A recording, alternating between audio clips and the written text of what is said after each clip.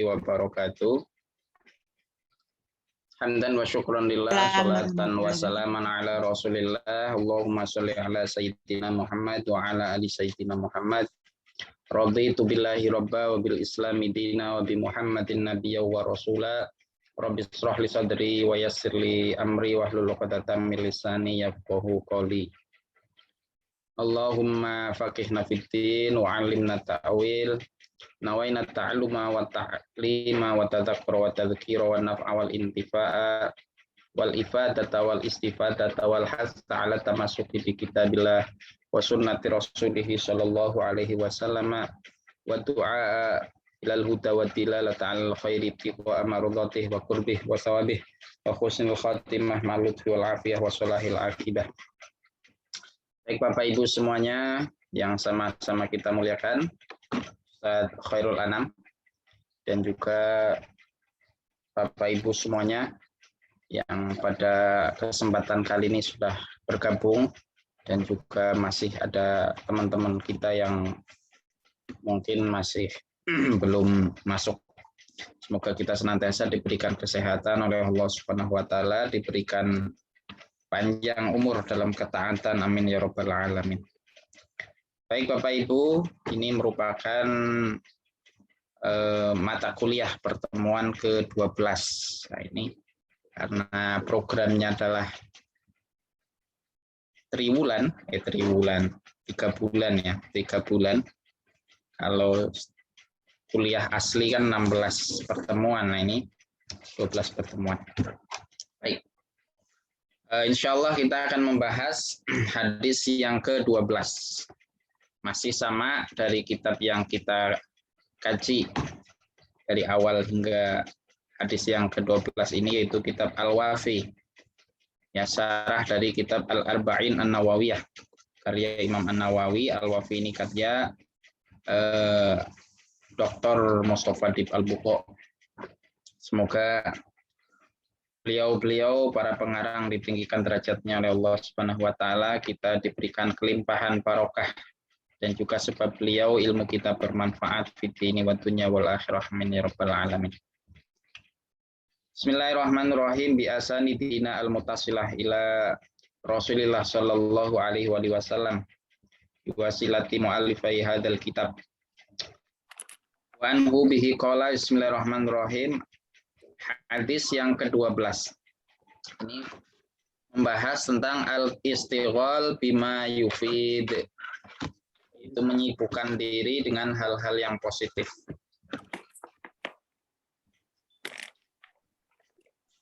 Wanhu bihi qala an Abi Hurairah, dari sahabat Abu Hurairah. Sudah familiar kiranya ya nama sahabat Abu Hurairah. Itu kunyah dari seorang sahabat yang namanya Abdurrahman bin Sakhr radhiyallahu anhu. Beliau seorang sahabat yang masuk Islam tahun 7 Hijriah. Dari Rasulullah wafat tahun 11 Hijriah, beliau masuk Islam tahun 7 Hijriah. Jadi 4 tahun menjumpai kiainya ya. Jadi misal seorang santri nyantri di sebuah pesantren, maka beliau menemui Pak Yai, Romo Yai hanya 4 tahun. Usianya tentu sudah bukan muda lagi, udah tua. Maka Bapak Ibu, umat Islam itu enggak ada yang namanya alasan ya, kecuali 2 alasan bagi umat Islam, yaitu kesombongan dan malu. Dan itu merupakan pintu penutup memperoleh ilmu. Ya. Jadi Abdurrahman bin Sakhr ini, atau kita kenal dengan sahabat Abu Hurairah, beliau nyantri kepada Rasulullah sudah tua, ya baru masuk Islam. Akan tetapi semangatnya sangat luar biasa, semangat yang mencari ilmunya luar biasa. Sehingga beliau merupakan dari salah seorang sahabat yang menghafal hadis ya. Salah sahabat yang hafalan hadisnya paling banyak. Itu 5.374. An Abi Hurairah, dari sahabat Abu Hurairah radhiya Allahu, semoga Allah meridhoi, anhu atasnya, qala. Sahabat Abu Hurairah berkata, qala Rasulullah sallallahu alaihi wasallam. Rasulullah sallallahu alaihi wasallam bersabda, min husni islamil mar'i tarkuhu ma la ya'ni. Ini hadisnya pendek ya. Bapak Ibu gampang diingat, gampang dihafal. Min husni islamil mar'i tarkuhu ma la ya'ni. Min sebagian husni kebaikan, ya baik, islami Islam al-mar'i seseorang. Jadi dari tanda-tanda sebagian, ya sebagian tanda-tanda kebaikan atau Islam seseorang itu baik, jadi keberagamaan dia itu baik, bernilai baik, adalah tarkuhu ma la ya'ni, yaitu tarkuhu meninggalkannya, dia meninggalkan ma sesuatu la ya'ni yang tidak penting bagi dirinya, ya, penting dalam urusan dunia, penting di dalam urusan agama, dan tidak penting dalam urusan akhirat. Maka ketika hal-hal yang tidak penting tadi, ya, yang tidak penting baik urusan dunia, agama, terlebih-lebih urusan akhirat, ya, hal-hal yang tidak penting tadi kita tinggalkan, maka itu menandakan bahwa keberagamaan kita itu sudah baik, nilainya sudah baik. Kenapa? Karena berarti kita meninggalkan hal-hal yang buruk, yang sia-sia, yang tidak ada manfaatnya. Berarti kita menggunakan waktunya untuk melakukan sesuatu yang bermanfaat. Nah, itu kan berarti menandakan bahwa telah naik tingkatan dia beragama. Jadi tidak hanya melakukan kewajiban-kewajiban semata, akan tetapi dia sudah meninggalkan hal-hal yang dipandang tidak bermanfaat, tidak ada feedback yang positif baik dalam segi dunia, agama maupun akhirat kita.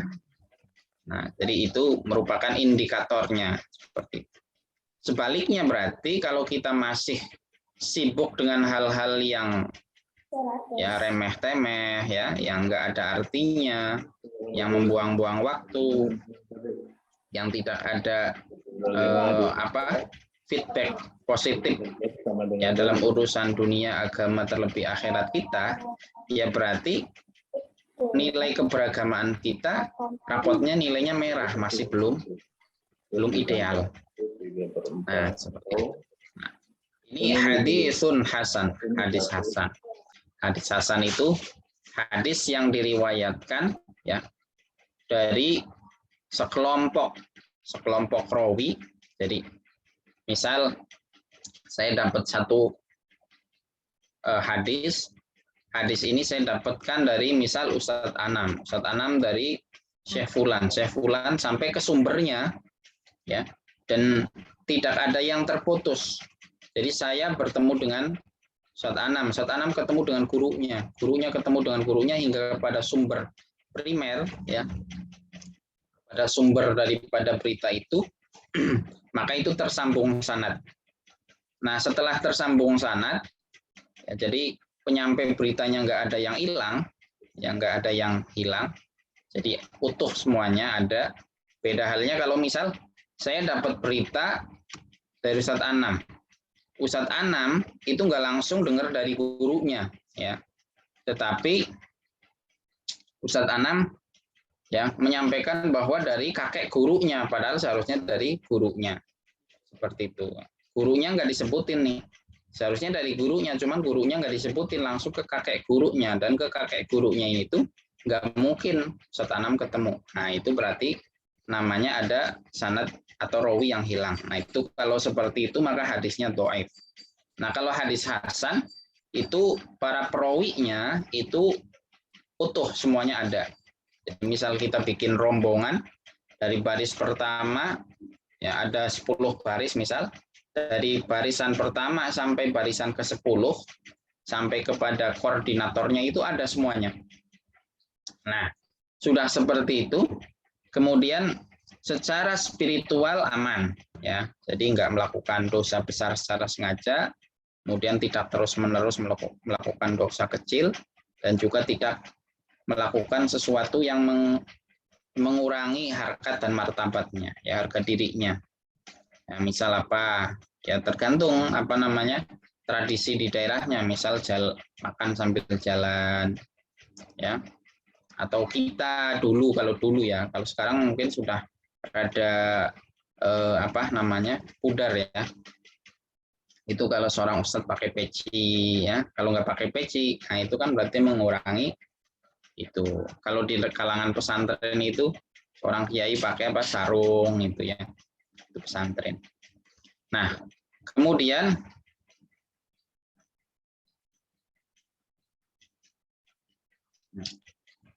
bentar dulu.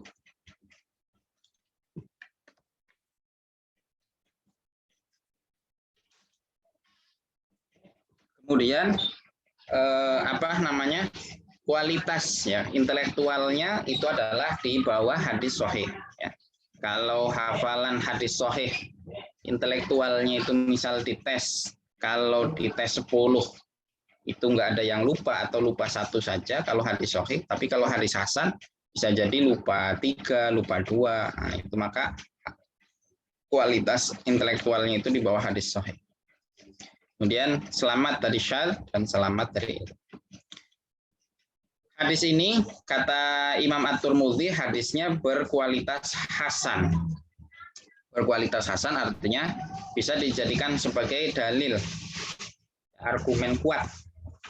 Dan hasan kalau kemudian diperkuat lagi bisa menjadi sahih li ghairihi ya. Kalau banyak hadis ya, hadis ini kemudian misal rombongan rawinya makin banyak ya, rombongannya ya, bukan satu rombongan tetapi ada 10 rombongan.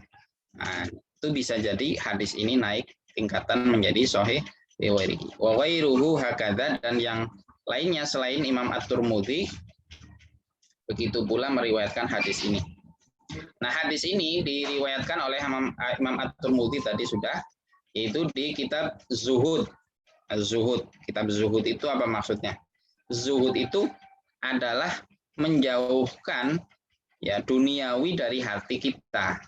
Bukan berarti kita nggak punya dunia, bukan kita nggak punya harta dunia, bukan. Ya. Bahkan tubuh kita kan termasuk dunia juga. Nah, akan tetapi kemudian seluruh selain Allah Subhanahu wa taala tidak diletakkan di dalam hatinya, akan tetapi diletakkan di tangannya. Nah, itu namanya zuhud. Jadi boleh jadi orang itu punya mobil mewah. Boleh jadi dia punya apartemen ya 100 lantai misal. Bisa jadi dia punya bangunan-bangunan megah ya. Kemudian tanah luas dan seterusnya, akan tetapi semua itu dia tidak letakkan di dalam hatinya. Jadi kalau misal katakan disedekahkan, diwakafkan, atau hilang, itu biasa aja. Jadi nggak ada rasa berat di dalam hatinya. Nah, itu namanya zuhud. Jadi yang namanya zuhud itu bukan berarti dia tidak memiliki dunia, harta dunia, bukan seperti itu. Bisa jadi orang yang nggak memiliki harta, ya sekalipun itu bisa dia nggak zuhud. Nah, dia pecinta dunia, dia tidak punya mobil mewah, tetapi di alam khayalnya, di pikirannya mikirin kapan ya saya punya mobil misal Fortuner, nah, kapan ya saya punya satu apartemen, satu aja gitu, satu ruang apartemen. Padahal dia nggak punya apa-apa. Nah, itu orang yang seperti itu tidak dikatakan zuhud.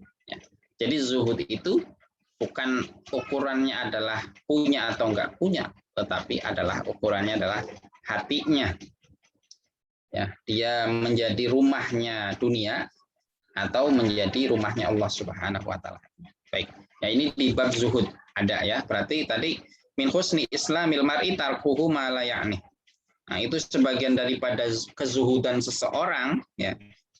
Jadi membicarakan sesuatu yang nggak bermanfaat itu dikategorikan adalah dunia. Nah, itu oleh Imam At-Tirmidzi. Kemudian di dalam dihimpun juga oleh Imam Ibnu Majah. Ya. Imam Ibnu Majah di kitab Sunannya, Sunan Ibnu Majah, di bab fitan.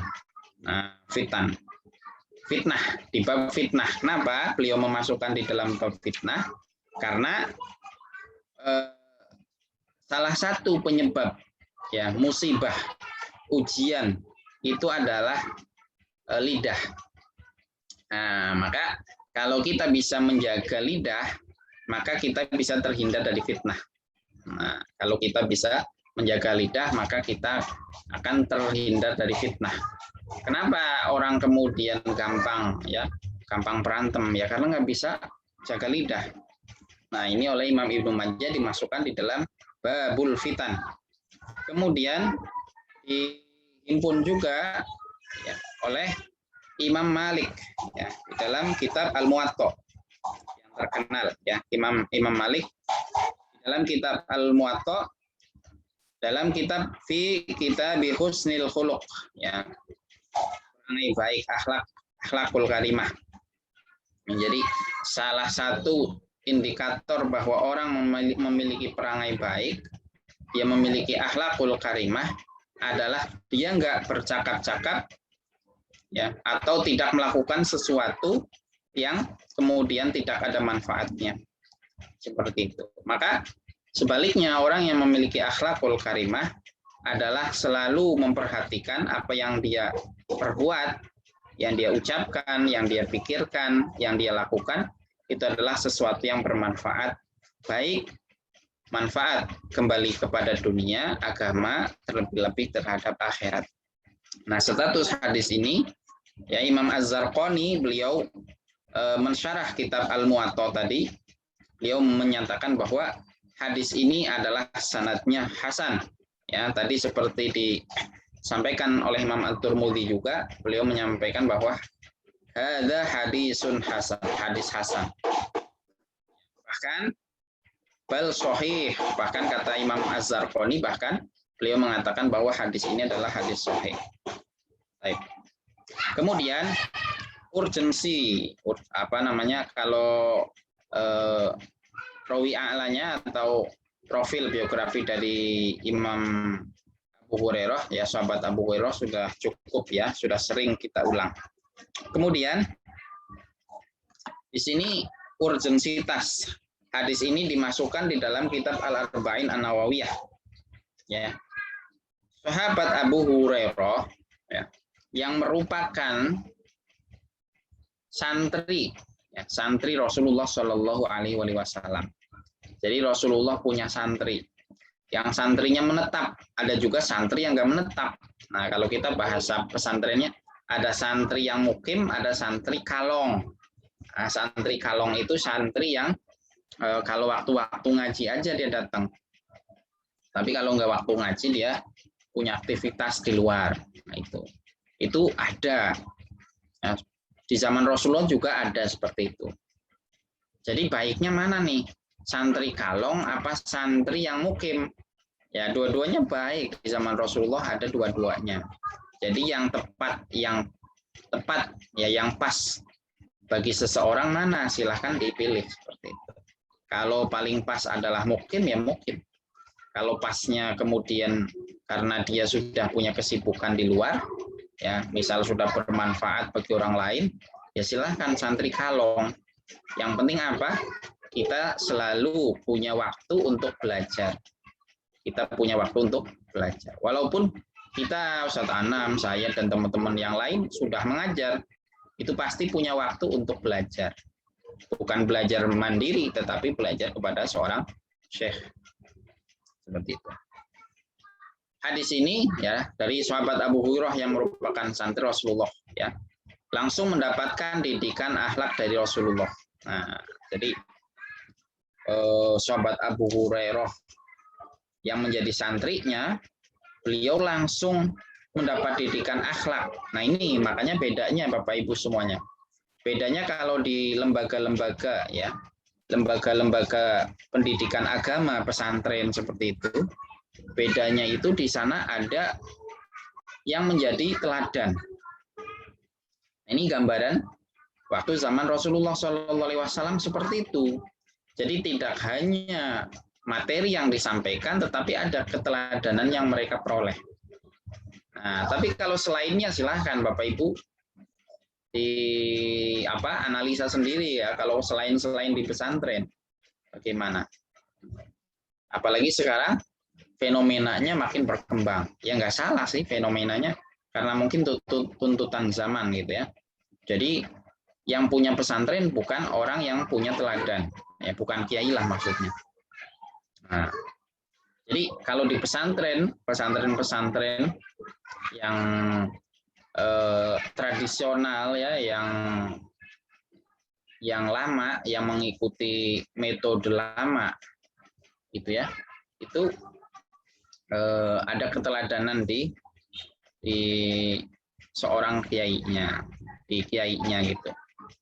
Walaupun sudah dibungkus dengan dengan sistem-sistem yang modern. Ada. Jadi ada beberapa pesantren walaupun modern tetapi mereka masih tetap memegang tradisi lama, tetapi juga kemudian memasukkan hal-hal baru ya, tradisi-tradisi baru, konsep-konsep baru. Nah, maka kalau di pesantren-pesantren yang punya keteladanan ya, ada seorang tokoh yang diteladani, itu pasti santri-santrinya itu mengedepankan akhlakul karimah. Maka bisa dilihat Bapak Ibu, kalau ada Pak Yai lewat, itu mereka merunduk. Ya, mereka nggak caper cari perhatian. Mereka merunduk, bahkan tidak sedikit yang kemudian kalau lihat dari kejauhan ada mobil Pak Yai atau ada Pak Yai lewat, itu langsung lari bersembunyi. Nah, tidak kemudian malah caper disapa, "Hai Pak Yai," enggak kayak gitu ya. "Hello," enggak kayak gitu. Jadi mereka begitu beradab sekali. Ya, sampai-sampai hanya lewatnya Pak Yai itu sudah membuat mereka merunduk. Apalagi kemudian Pak Yai sampai bersabda ya, Pak Yai sampai kemudian mengucapkan 1-2 patah kata. Itu akan kemudian langsung menancap kuat di dalam hati para santri. Nah ini, jadi sahabat Abu Hurairah ini menyampaikan sebuah hadis tentang akhlak dan beliau langsung mendapatkan keteladanan dari Rasulullah SAW. Nah, maka ini hal yang sangat penting. Karena apa? Ini langsung dapat didikan langsung. Didikan langsung dari Rasulullah, yang mana Rasulullah ini juga mendapat didikan langsung dari Allah Subhanahu wa Ta'ala. Nah, maka itulah salah satu sebab kenapa layaknya hadis ini dituliskan. Kemudian sumber kebaikan dunia dan kebahagiaan akhirat. Nah, ini merupakan kita meninggalkan sesuatu yang sia-sia, ya. Kita meninggalkan sesuatu yang nggak bermanfaat, itu sumber kebahagiaan. Sumber kebahagiaan dunia akhirat. Orang nggak bahagia karena dia terlalu banyak hal yang tidak penting di dalam hidupnya. Ya, membicarakan kehidupan orang lain, ya, membicarakan apa yang tidak dimiliki dirinya, gitu, sehingga dia lupa dengan apa yang telah diberikan oleh Allah kepada dirinya, ya, lupa bersyukur dan seterusnya. Maka kebahagiaan itu acap kali sangat jauh dari orang-orang yang kemudian sering melakukan hal-hal yang kurang bermanfaat. Kemudian para ulama berkata bahwa hadis ini menghimpun separuh agama. Kenapa? Karena agama berisi perintah dan larangan. Ya. Jadi agama itu poinnya adalah perintah dan larangan. Dan dalam hadis ini isinya adalah tentang larangan. Nah, berarti kan separuhnya. Kalau perintah itu separuh, berarti larangan adalah separuh. Ibnu Rajab Al-Hambali, beliau berkata bahwa ini merupakan pokok hadis akhlak. Jadi akhlak muaranya di sini, meninggalkan sesuatu yang tidak bermanfaat, sehingga menjadi pokok ya. Orang berakhlak kalau dia melakukan sesuatu yang bermanfaat, malu bermanfaat, benci nggak bermanfaat, tinggalin. Jadi ini menjadi landasan pokok ya, membangun jati diri manusia yang berkarakter, ya, akhlakul karimah. Kemudian Imam Abu Dawud berkata bahwa merupakan pokok dari sunnah. Nah, sunnah maksudnya sunnah ini adalah kebiasaan baik ya, akhlak atau kebiasaan Rasulullah Shallallahu Alaihi Wasallam. Jadi salah satu sunnah Rasulullah Shallallahu Alaihi Wasallam ya, sunnah dalam artian kebiasaan baik, kebiasaan Rasulullah itu adalah meninggalkan hal-hal yang tidak bermanfaat. Nah, jadi kalau ada para ustadz, mari kita hidupkan sunnah-sunnahnya. Di antara menghidupkan sunnah-sunnahnya adalah tidak ya tidak disibukkan dengan hal-hal yang tidak penting, tidak membicarakan yang nggak penting, tidak melakukan sesuatu yang nggak penting, tidak memikirkan sesuatu yang nggak penting. Itu bukan hanya sebatas jenggot, tidak sebatas apa dan seterusnya. Ya. Jenggot, kalau jenggotnya dimerahin, sunnah. Kalau nggak dimerahin, bagaimana? Nah itu nggak seperti itu. Jadi termasuk sunnah ya ini gitu ya. Kalau emang kemudian betul-betul tidak sebatas simbolis di dalam beragama. Nah, maka lakukan juga nih. Jadi ini pokok daripada akhlak. Baik ya. Maka itu cukup. Ya, ada beberapa poin tadi, ada 5 poin yang menjadi landasan hadis min husni islamil mar'i tarkuhu ma la ya'ni, itu layak oleh siapa? Oleh Imam An-Nawawi dimasukkan di dalam kitab Al-Arba'in An-Nawawiyah. Kemudian kosakatanya di sini ada 3 kosakata yang dibahas, yaitu min husni islamil mar'i. Min ya artinya dari, husni dari kata hasana. Hasuna ya. Hasuna artinya baik. Islam ya dari kata aslama yuslimu. Islam. Kemudian al-mar'i. Al-mar'i ini adalah orang. Sebagian tanda keberislaman seseorang itu sempurna. Jadi sebagiannya gitu. Tanda-tandanya banyak. Tetapi salah satu indikasinya orang itu berarti di dalam keberagamaan dia sudah mendekati kesempurnaan ya. Ini adalah meninggalkan tadi hal-hal yang tidak penting. Tanda kejujuran dan kesungguhan iman seseorang. Kan di antara hadis yang lain kan, maka nayuk minu, barang siapa yang beriman billahi dengan Allah wal yaumil akhir dan hari akhir, falyaqul khairon aw liyasmut. Maka hendaknya dia berkata yang baik atau diam. Nah, itu kan.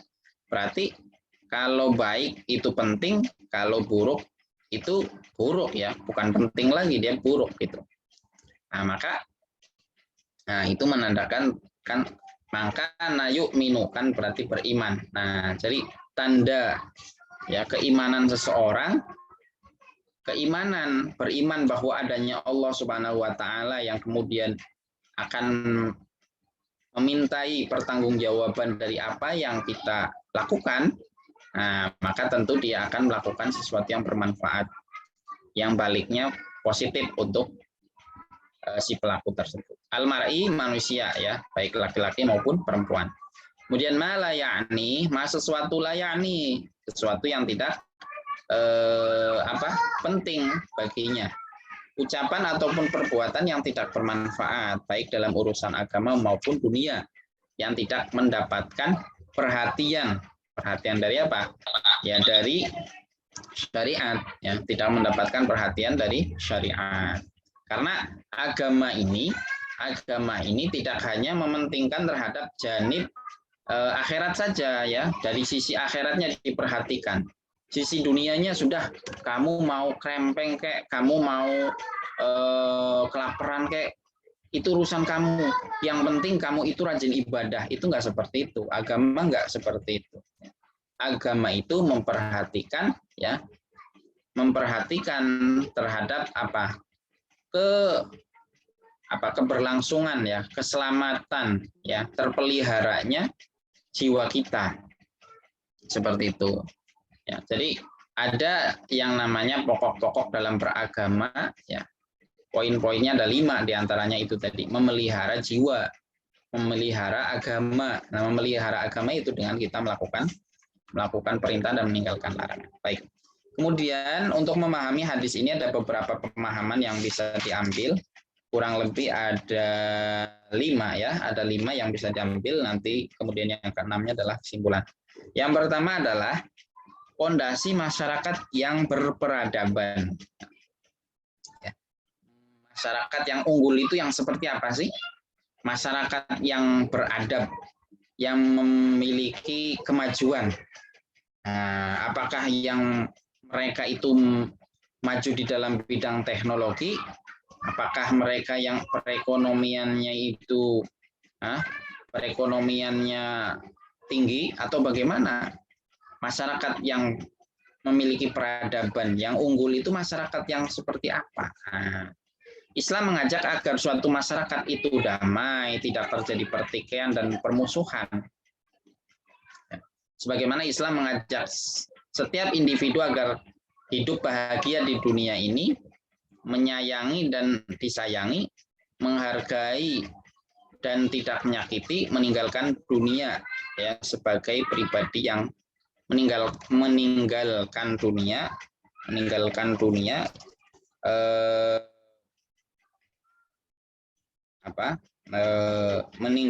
dunia sebagai pribadi yang beruntung. Jadi Islam ini mengajak masyarakatnya untuk bahagia. Islam, agama Islam. Jadi nggak bikin susah. Nah, kan kalau masyarakatnya sudah bahagia, nah kan kalau sudah bahagia maka apa yang dilakukan oleh setiap komponen masyarakat itu akan muncul dari hati mereka secara sukarela. Karena kebutuhan mereka sudah terpenuhi. Apa sebetulnya ya kebahagiaan itu sendiri? Ya. Sehingga di masyarakat itu tidak terjadi pertikaian, tidak terjadi perpecahan. Coba, kalau terjadi perpecahan bagaimana perekonomiannya kacau? Ya, perekonomiannya kacau. Kesejahteraannya ya nggak terjadi. Bagaimana? Nah, itu. Maka Islam itu memperhatikan sekali tadi. Ya.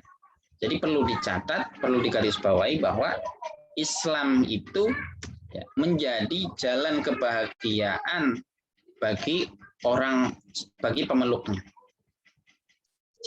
Jadi kalau ada orang kok memeluk agama Islam nggak bahagia, berarti ini perlu diinstal ulang ini orangnya. Ya, karena tujuan orang memeluk agama Islam itu adalah bahagia, happy gitu. Nah, ini kok masuk agama Islam nggak happy. Nah, itu. Di antara sebab yang menimbulkan perpecahan di tengah masyarakat, rusaknya masyarakat adalah seseorang ikut campur dalam urusan orang lain tadi. Jadi hal yang nggak penting bagi dirinya, tapi dia lakukan. Nggak penting bagi dirinya, tapi dia melakukan itu. Nah, akhirnya kan kacau. Ngomongin orang lain gitu kan. Kayaknya diperhatiin betul itu.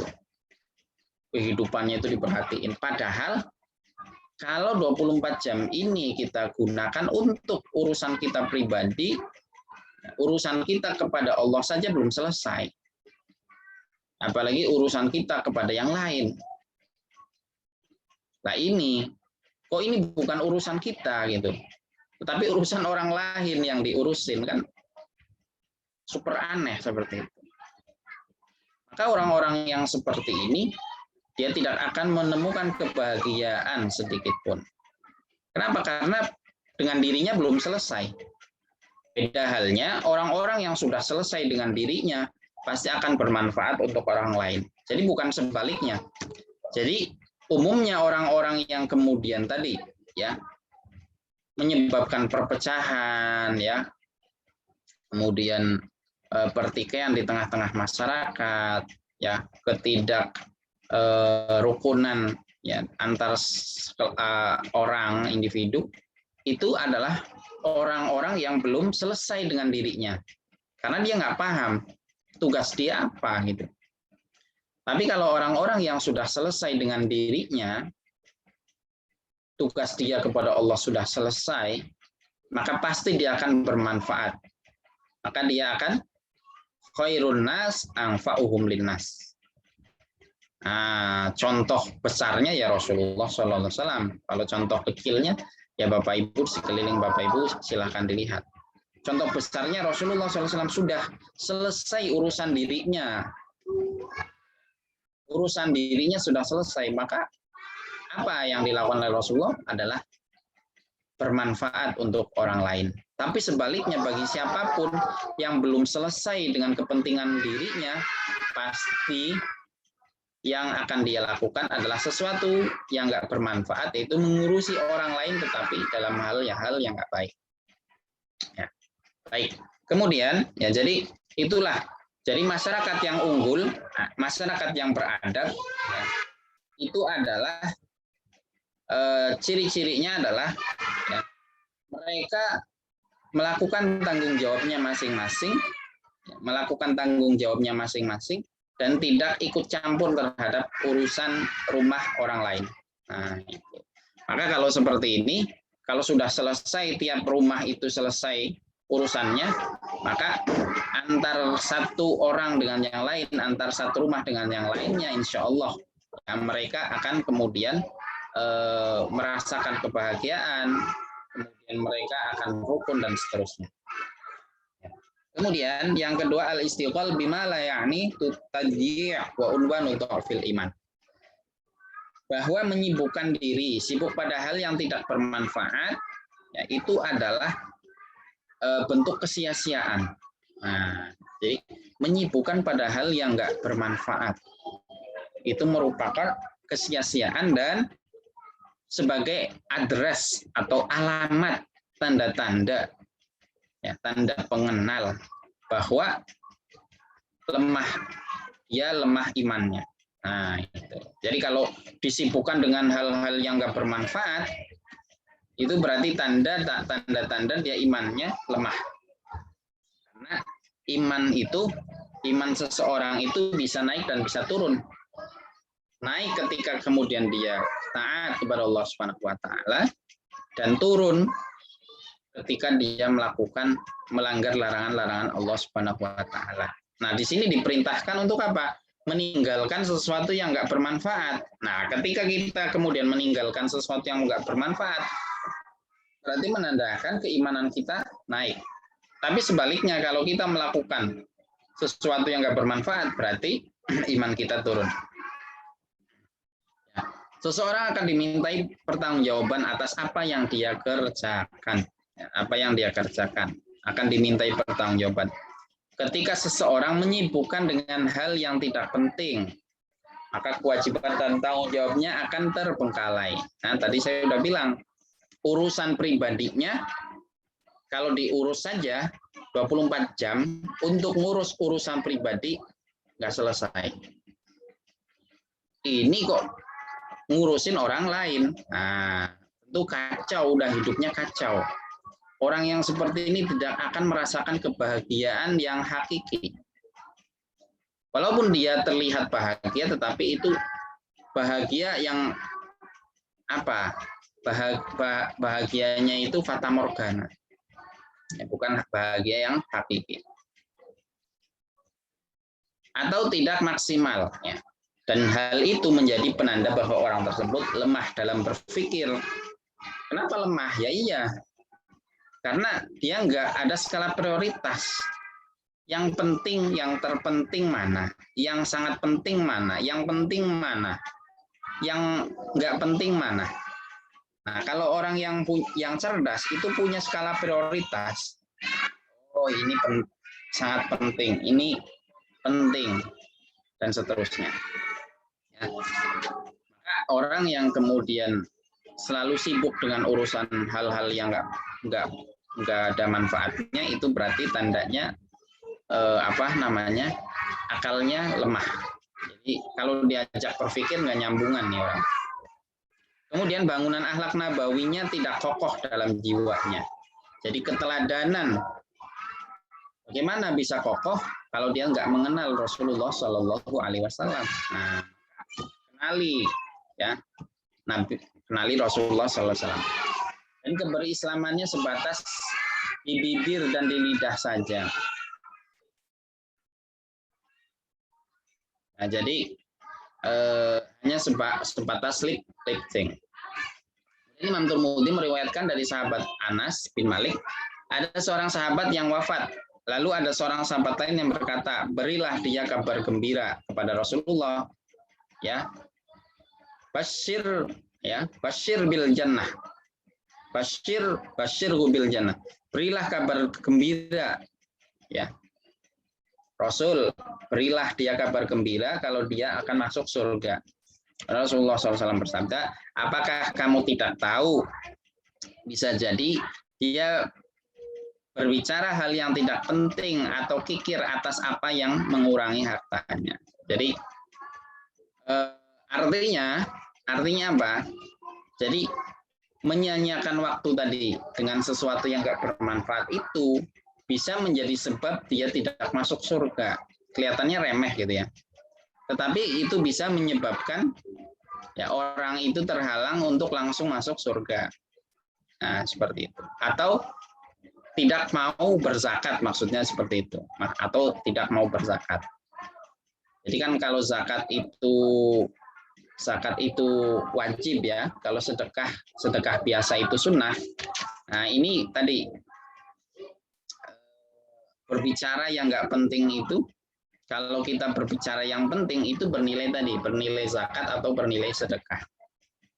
Nah, berarti kalau kita kemudian berbicara sesuatu yang enggak penting, yang enggak manfaat, ya berarti bernilai tidak berzakat dan tidak bersedekah. Nah, seperti itu. Kemudian Ibnu Hibban meriwayatkan dalam sahihnya, Sahih Ibnu Hibban, Rasul berkata terhadap Abu Dzar Al-Ghifari, beliau berkata bahwa cukup keburukan seseorang dengan tidak mengetahui urusan dirinya. Nah, maka penting bagi kita untuk mengetahui hal-hal yang berkaitan dengan diri kita, tentang kewajiban-kewajiban pribadi dulu. Ya, kewajiban kita kepada Allah Subhanahu wa taala, kewajiban kita kepada istri, seorang suami kepada istri, kewajiban seorang ayah kepada anaknya, kewajiban istri kepada suami dan anaknya, itu dikenali dulu. Jadi setelah kewajiban kita kepada Allah, kewajiban kita kepada sesama manusia yang punya kedekatan. Nah, tadi seorang suami kepada istri, kepada anak, ya. Kemudian seorang anak kepada orang tua. Seorang suami punya orang tua kan berarti masih istri, anak, dan orang tua, kan seperti itu. Nah, itu. Jadi kenali dulu kewajiban-kewajiban kita.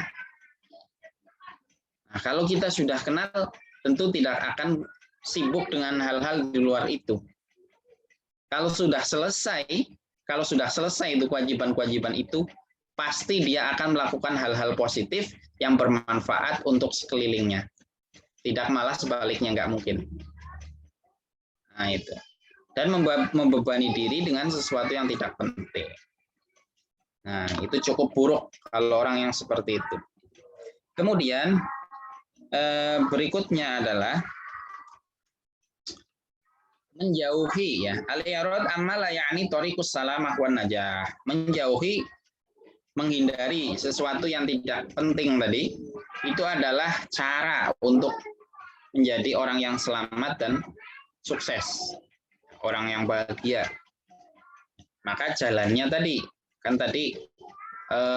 kalau orang sudah kemudian tidak menyibukkan dengan hal-hal yang nggak penting, baik urusan dunia, agama maupun akhirat, ya, maka dia akan melakukan kewajiban-kewajibannya Maka orang-orang yang seperti ini akan kemudian menemukan keselamatan baik di dunia maupun di akhirat, akan menemukan kebahagiaan di dunia terlebih-lebih di akhirat.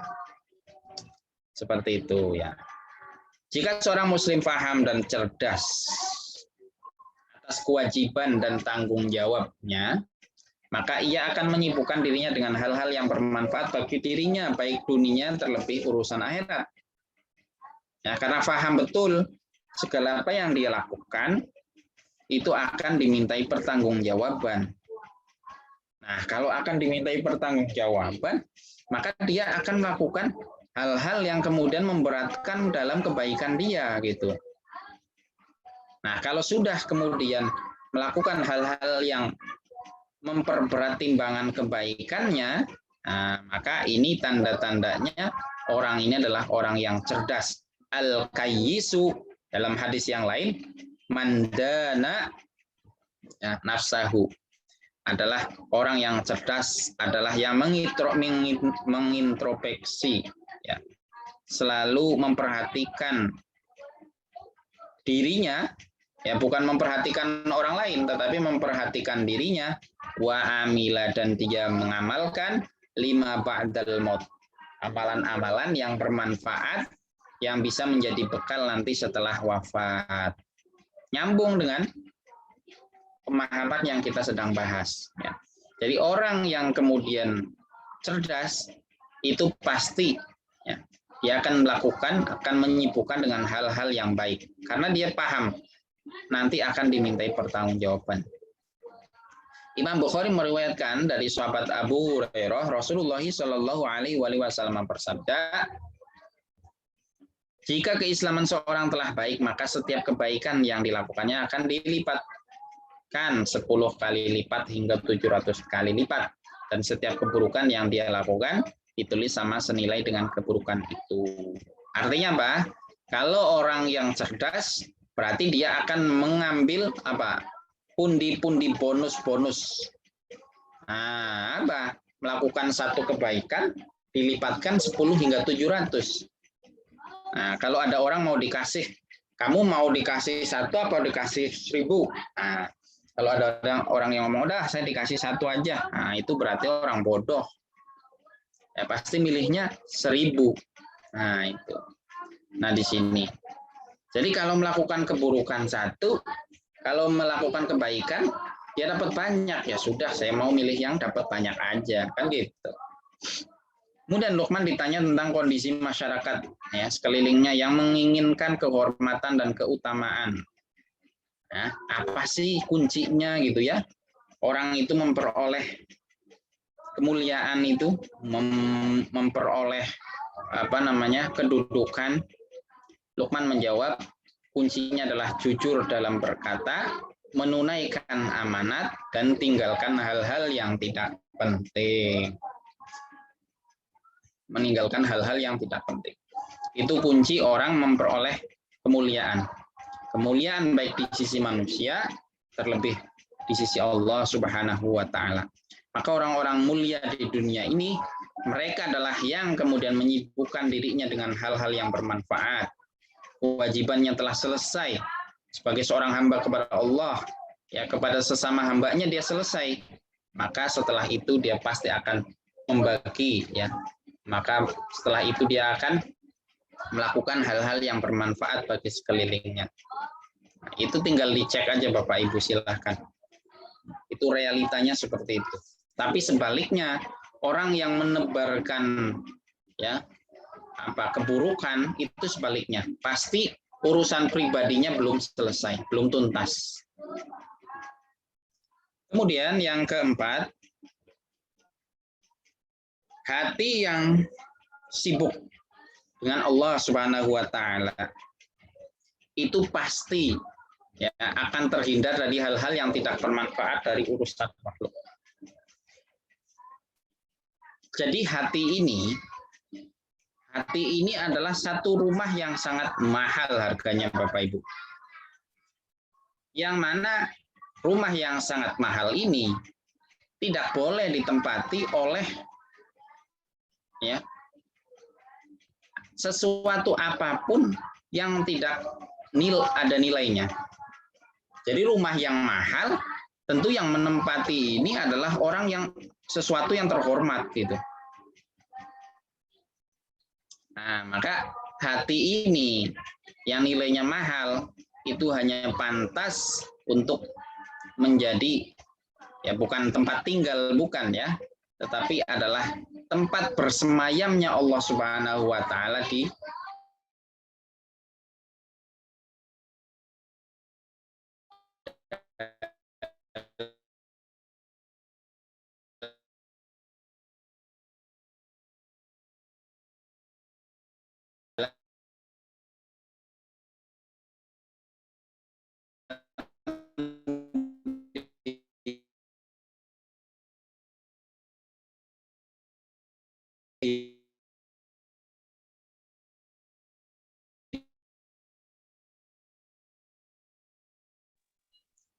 Terputus, Ustadz suaranya. Gangguan kayaknya. HP. Suaranya nggak ada. Jadi bukan Allahnya bersemayam,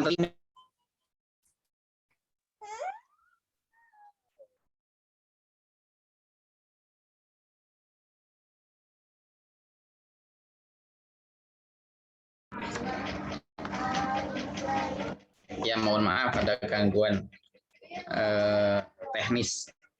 Baik, ya. Maka selain Allah Subhanahu wa taala tidak kemudian dikasih tempat, ya, tidak dikasih space di dalam hati kita. Maka orang yang sudah kemudian ya menyediakan hatinya hanya untuk Allah Subhanahu wa taala, maka dia akan terhindar dari hal-hal yang tidak bermanfaat. Dia terhindar dari hal-hal yang tidak bermanfaat. Nah, seperti itu. Orang yang sudah sampai pada derajat ihsan dalam beragama, ihsan itu kan pada hadis pertama sudah tuh apa? Kita menyembah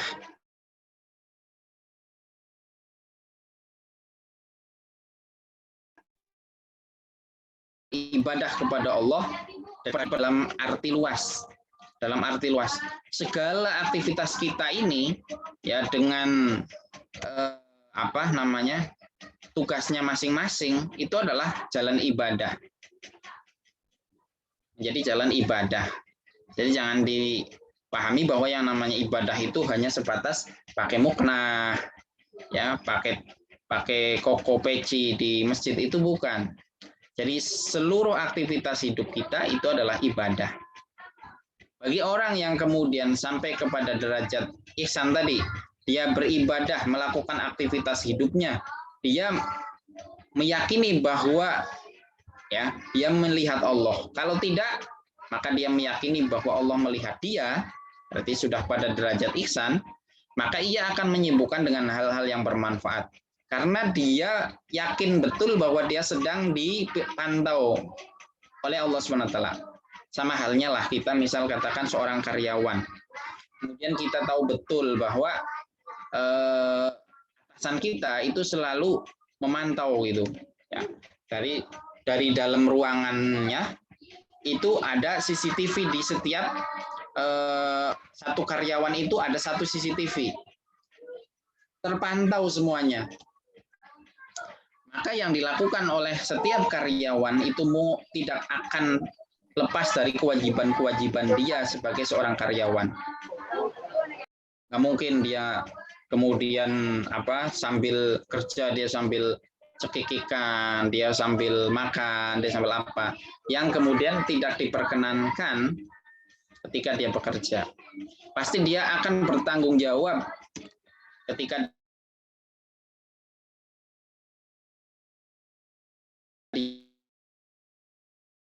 bekerja. Nah, sama halnya ihsan ya, yang sudah merasa bahwa setiap diri kita itu ada CCTV-nya dari Allah Subhanahu wa taala. Nah, maka tidak akan pernah hal-hal yang tidak penting itu kita lakukan. Yang dilakukan adalah hal-hal yang diperintahkan yang sesuai dengan SOP-nya gitu ya. Baik. Dan itu menjadi bukti hatinya kenal dan hadir dengan Allah Subhanahu wa taala. Jadi mengenali Allah Subhanahu wa taala. Tadi saya sudah mengatakan bahwa hati kita itu hanya pantas untuk Allah Subhanahu wa taala. Yang selainnya itu numpang-numpang saja. Ya, kalaupun kita cinta dengan istri itu karena Allah. Jadi numpangnya ke Allah. Ya, jadi semuanya numpangnya ke Allah. Hasan Al-Basri berkata sebagian tanda-tanda jika Allah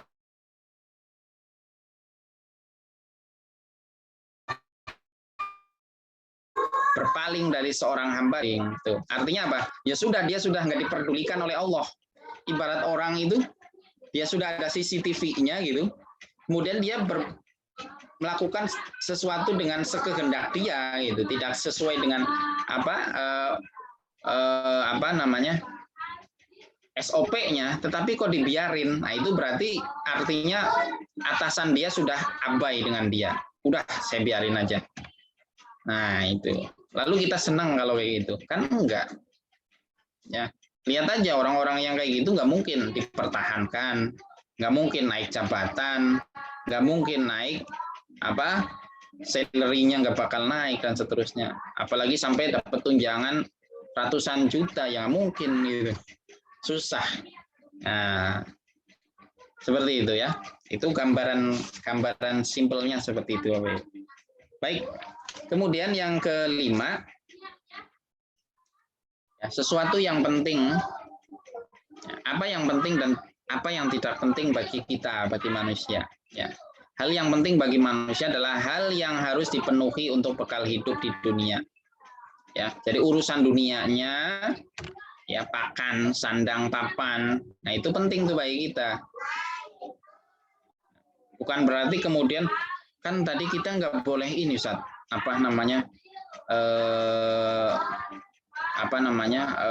condong kepada dunia. Bukan itu, yang nggak boleh condong hatinya gitu. Fortuner kita boleh punya, silahkan. Ya. Inovator baru boleh, asalkan hatinya ini nggak terikat. Jadi kalau inovanya suatu saat hilang, ya sudah. Atau suatu saat Bapak Ibu ketemu saya minta, Pak, ini saya kurang mobil untuk dakwah, ya sudah dikasihkan itu, gampang aja gitu. Nggak berat, Ustaz. Ini saya udah carinya itu banting tulang saya, tapi saya banting nggak hancur gitu ya. Nah itu berat, seperti itu. Jadi dipenuhi itu, ya. Hal-hal yang primer di dalam kehidupan kita penuhi, karena itu penting. Jadi nggak boleh kita sholat kemudian kita anak kita kelaparan, itu nggak boleh. Ya. Kemudian apalagi kita sering umroh, sering haji, rumah nggak punya, ini masalah, kacau gitu ya. Itu berarti nggak paham. Kemudian hal yang menyelamatkan di akhirat kelak. Nah, berarti amalan-amalan wajib, amalan-amalan sunnah gitu ya, itu meninggalkan haram gitu ya. Itu berarti amalan-amalan yang penting yang bisa yang harus dilakukan oleh kita. Kemudian hal yang tidak penting bagi manusia, obsesi duniawi melebihi kebutuhan. Ya, melebihi kebutuhan. Nah, tentu antara satu dengan yang lainnya berbeda. Tapi balik lagi bahwa tidak ada batasan kebutuhan seseorang itu. Bisa jadi kebutuhan dia 100 selesai. Tetapi dia punya kebutuhan untuk membantu orang lain. Tapi harus jujur gitu ya.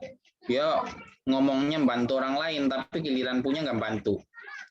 Kadang kita itu sering dari kita, itu alasannya cuman sebatas alasan. Contoh misal, cari nafkah untuk siapa? Untuk anak-anak. Giliran anak-anaknya mau disekolahin ya, kasih yang ecek-ecek. Giliran anaknya nggak bisa baca Quran, nggak mau dimasukkan ke tempat untuk ngaji. Ya, giliran anaknya di dalam urusan pendidikan nggak dipenuhi, itu kan berarti bohong, dia alasannya bohong. Nah, jadi obsesi dunianya jangan sampai melebihi kebutuhan. Nah, tentu kita masing-masing yang tahu kebutuhan kita berapa. Kalaupun kemudian lebih dari kebutuhan, itu kemudian dialihkan untuk yang bermanfaat. Kita kebutuhan sudah selesai nih. Kan tentu ada kebutuhan jangka pendek, menengah, dan jangka panjang. Itu kan ada skema itunya. Kemudian berbicara sesuatu yang tidak penting. Nah, hal mubah yang tidak ada manfaat di dunia maupun akhirat baginya. Jadi meninggalkan hal-hal yang mubah. Ya, hal-hal yang mubah yang diperkenankan tapi nggak bermanfaat untuk akhiratnya. Nah, mubah ini. Tapi kalau mubahnya bermanfaat, ya silahkan. Misal makan, tetapi apa? Kalau makan ini jadi semangat nih. Minum kopi gitu kan. Minum kopi supaya apa nih? Supaya kuliahnya melek gitu. Ya. Maka silahkan. Itu menjadi jalan kebaikan. Kemudian kesimpulannya bahwa sibukkanlah dengan hal yang mulia dan tinggalkanlah hal yang remeh dan tidak penting agar memperoleh kebahagiaan di dunia, terlebih-lebih kebahagiaan di akhirat. Mendidik dan menggembleng jiwa agar menjadi jiwa yang baik, yang pantas dipandang oleh Allah Subhanahu wa taala. Tadi, mana Allah akan memandang, yaitu Allah akan memandang terhadap hati kita. Kalau hati kita dipenuhi dengan hal-hal yang tidak penting, ya Allah ngapain ngelihat kayak gitu. Tadi kayak saya perumpamakan itu ada karyawan yang setiap karyawan ada CCTV-nya, ya. Kemudian ada karyawan yang sudah sadar betul dia punya CCTV yang kembali kepada atasannya, tetapi dia melakukan sesuatu yang bertolak belakang dengan SOP dan diabaikan. Ya, tentu dia CCTV-nya nggak bakal dilihat gitu, nggak dilirik. Ngapain dilirik? Karena dia nggak akan ada pertimbangan untuk naik jabatan, naik apa yang ada dibuang, udah keluarin. Kiranya ini ya. Semoga kita dibimbing oleh Allah Subhanahu wa taala untuk bisa melakukan hal-hal positif dan meninggalkan hal-hal yang negatif. Amin ya rabbal alamin.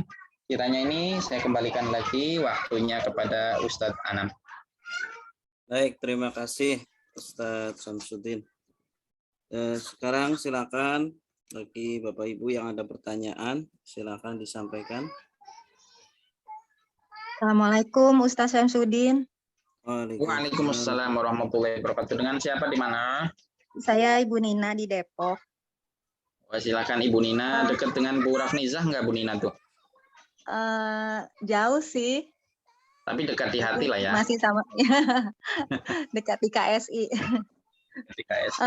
Ini Ustadz, saya menemukan satu kasus, ada seseorang yang punya kebiasaan bersih-bersih rumah dimanapun lah dia pergi, dia selalu beres-beres. Nah itu sampai menghabiskan waktunya sampai dia nggak bisa menambah ilmu-ilmu agama yang lain gitu.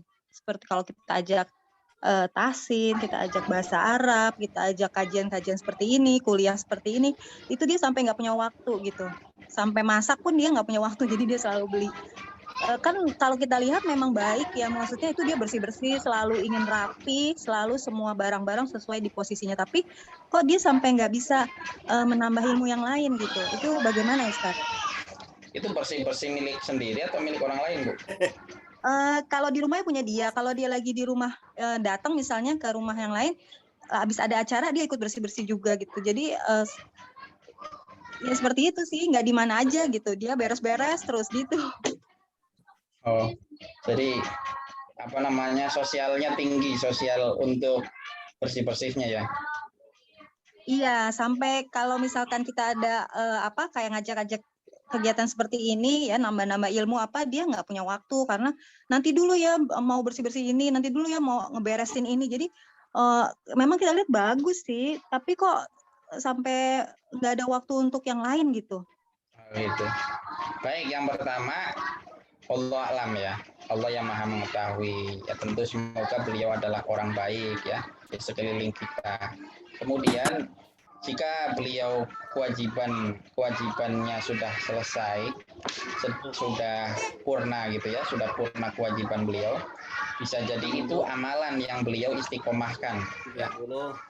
Itu merupakan amalan yang diberikan oleh Allah ya yang kemudian diistiqomahkan oleh beliau.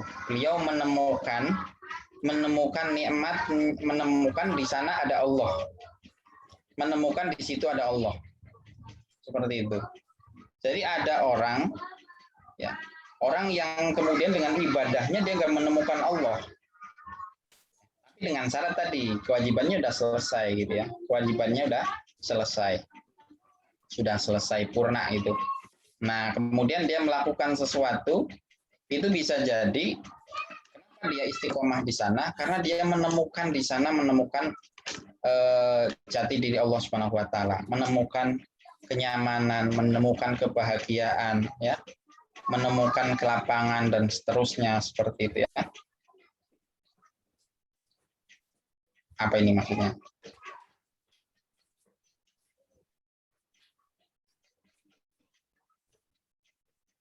Bersih-bersih yang berlebihan dari segi gangguan kesehatan mental bisa berarti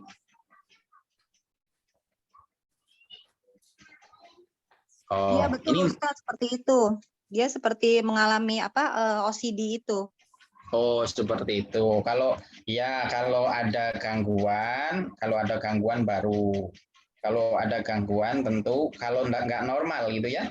Tadi kan saya bilang bahwa kewajiban sudah ditunaikan. Kalau orang sudah melakukan kewajiban, insya Allah ini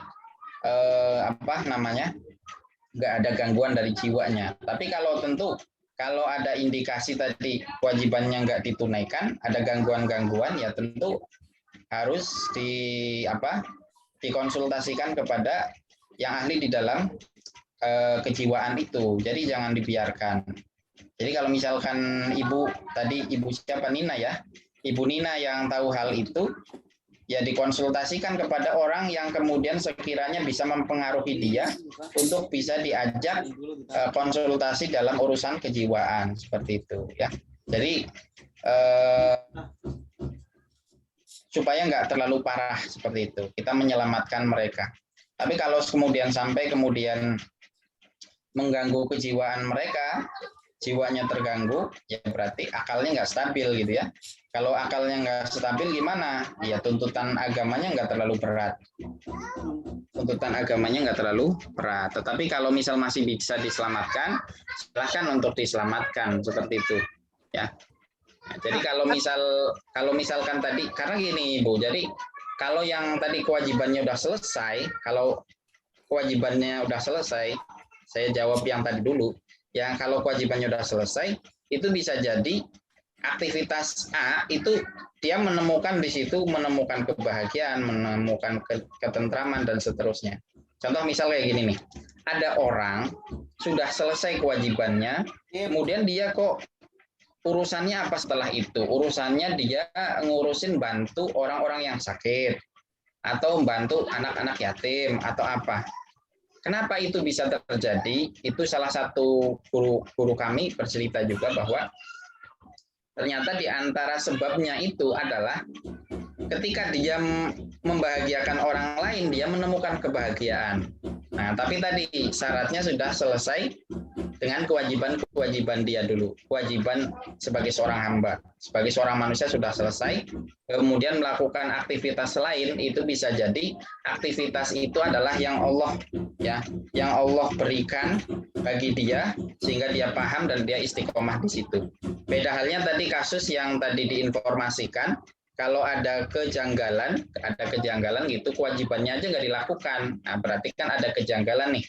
Nah, kalau dari segi kejiwaan, ya tentu harus dibawa kepada ahlinya. Ya, jadi harus dikonsultasikan dengan ahli kejiwaan. Supaya apa? Diterapi. Jadi kita nggak boleh dibiarin. Kalau guru saya itu nggak memperkenankan dikit-dikit ruqyah gitu. Jadi kalau guru saya itu menghindari yang namanya ruqyah itu nanti. Jadi jangan sedikit-sedikit nyalahin jin gitu. Nanti dulu ya.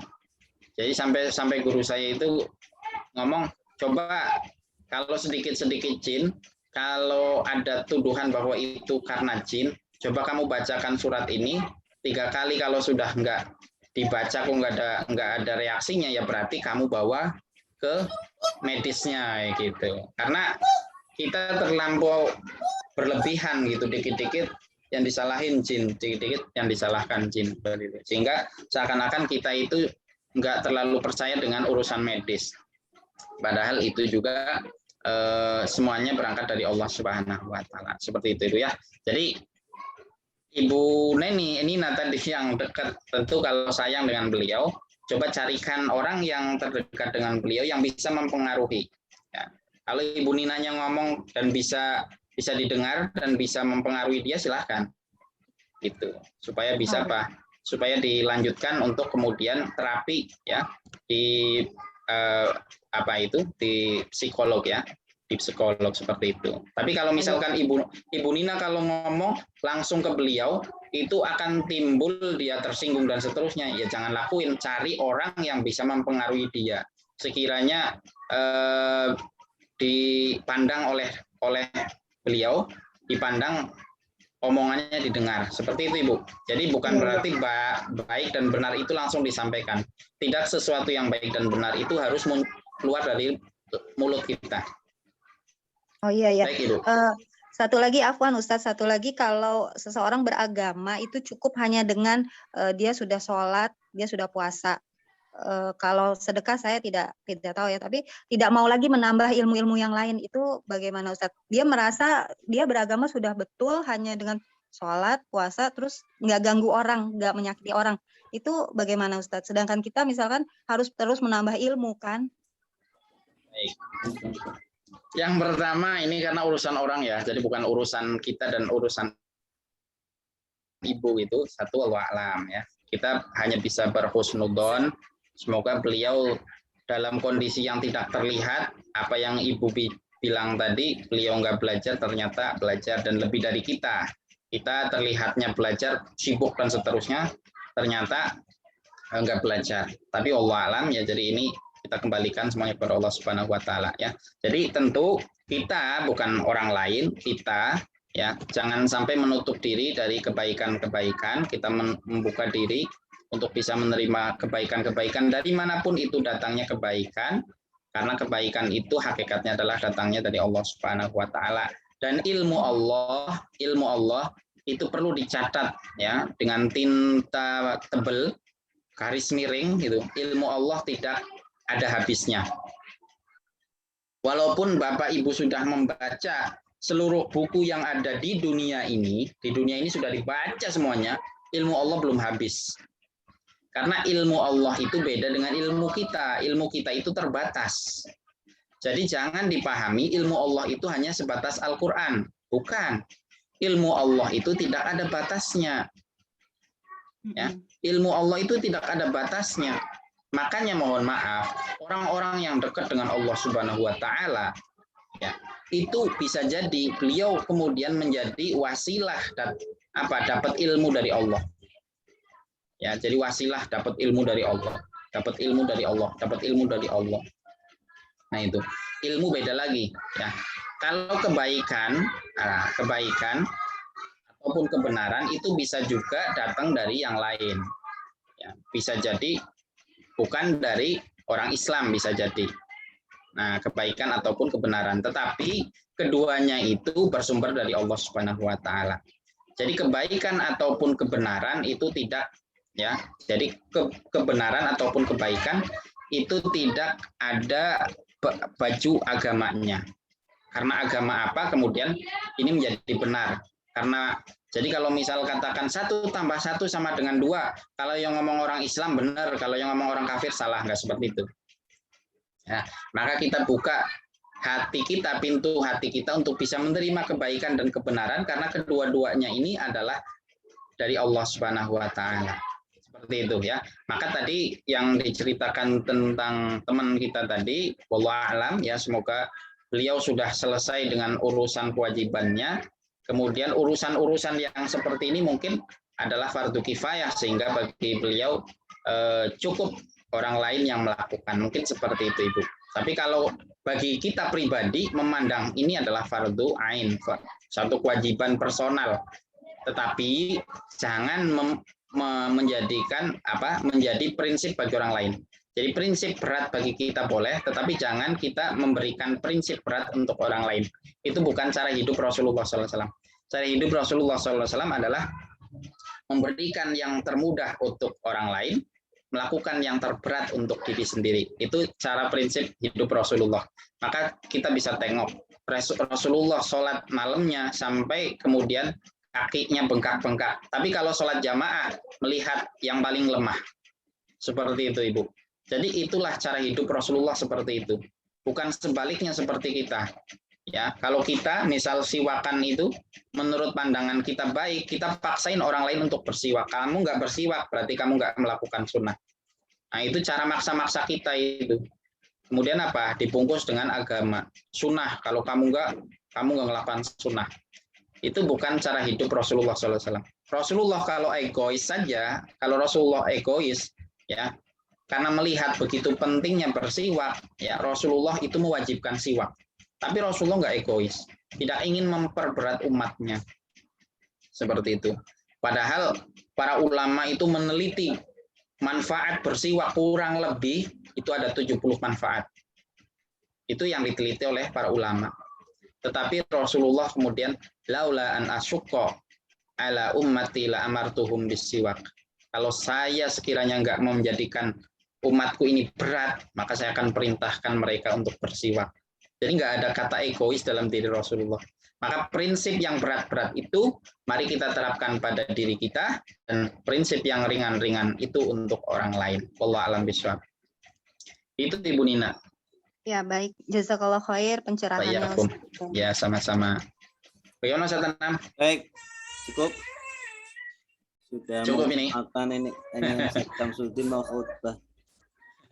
Baik Bapak Ibu semuanya, saya pribadi mohon dimaafkan lahir batin. Jika ada yang baik dan benar itu datangnya dari Allah Subhanahu wa taala. Jika banyak yang salah dan yang khilaf, tentu itu yang terbanyak ya, yang mendominasi dari apa yang saya sampaikan. Itu tentu itu datangnya dari saya pribadi. Bagaimana jika profesi seorang sebagai MC atau motivator, di mana lisan harus berbicara secukupnya saja? Maksudnya gimana?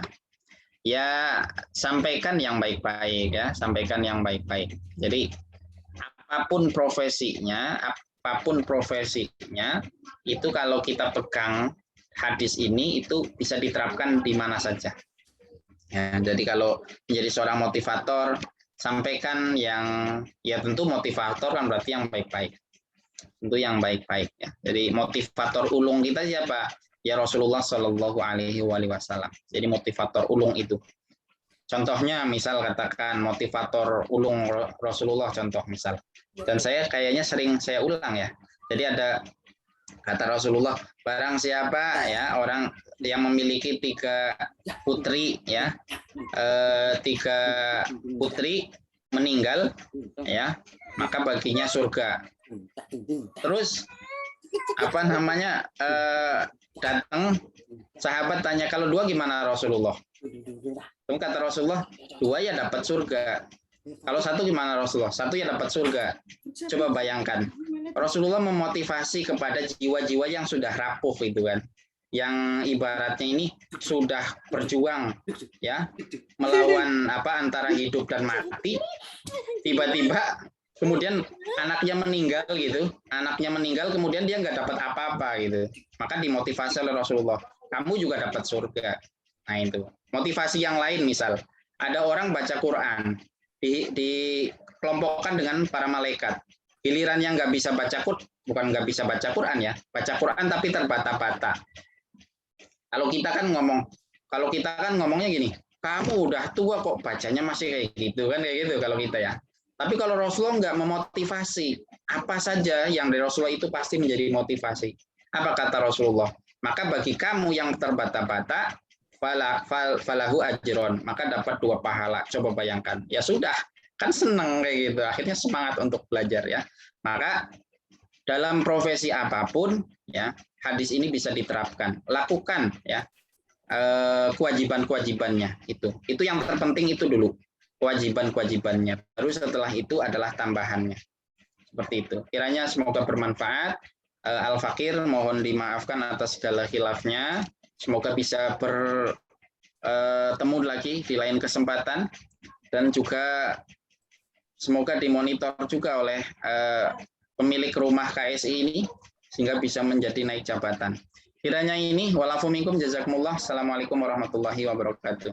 Waalaikumsalam warahmatullahi wabarakatuh. Ya, terima kasih Ustaz Samsudin ya, yang sudah membantu kita selama 12 pertemuan. Semoga ilmu yang disampaikan bisa menjadi ladang jariah untuk beliau, dan semoga kita semuanya bisa mengamalkan, diberikan kemudahan oleh Allah untuk istiqomah untuk mengamalkannya dan menyebarkannya. Amin ya rabbal alamin. Mari kita tutup dengan doa kafaratul majlis.